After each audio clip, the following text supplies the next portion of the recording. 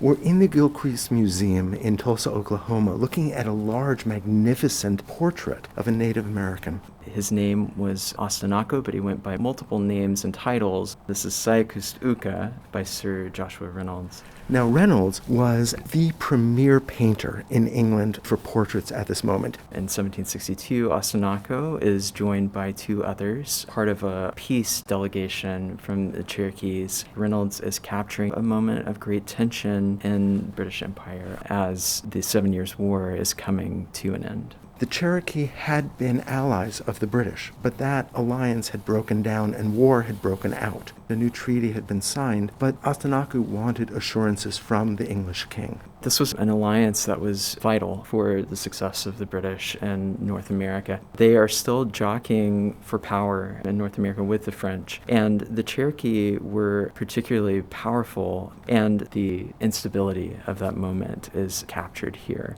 And this was a really fraught visit. The visit was, of course, to be dignified. It was a visit to the king. But Ostenaco became the focus of celebrity and of raucous reception. There is a long history of indigenous voyages to England. But in the 1760s, this particular delegation attained a certain level of public spectacle. And as they were toured around England, they are attracting huge crowds, sometimes watching, sometimes disrupting their movements. The sitter looks out at us with a three-quarter view. His eyes are open, he looks confident, he looks powerful. His political importance is clear, but at least to my eyes, his eyes seem to be slightly quizzical. We were not quite sure what he might be weighing. And I think this points to the experience that not only Reynolds would have had in painting this, but the trip in large, because there was communication hampered as a result of a translator dying en route.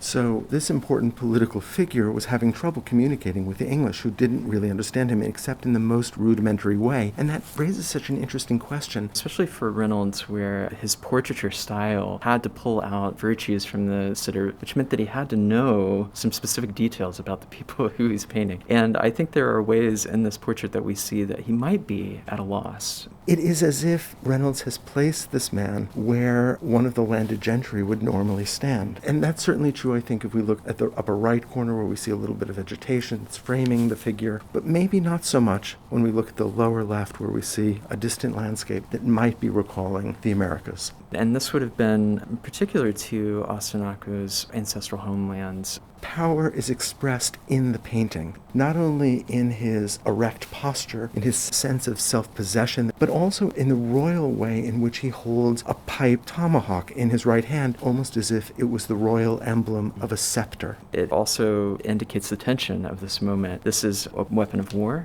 It is also an instrument of peace. We see him wearing a brilliant red satin, gold-embroidered cloak, this cloth that wraps around his shoulders, as if it could easily have been worn by an English monarch. And this would have been typical of 18th century military portraiture. And so we see the importance of Ostenaco as a military figure. But I think the instability is clear in this robe that hangs precariously off of his left shoulder. With any sudden movement, it could easily fall off. And then around his neck, he's wearing three emblems that speak of this transatlantic moment. He's got first a sash that he's brought with him from the Americas. This is wampum. So wampum would have meant a great deal to a number of indigenous nations. Prior to European contact, it was a way of solidifying alliance with tribes, emphasizing certain important ceremonial moments. And so this is indicating peace and alliance and friendship. And that's further emphasized by the two European objects that he wears around his neck. We see a peace medal that probably represents a profile portrait of King George III, and then above that, a military gorget.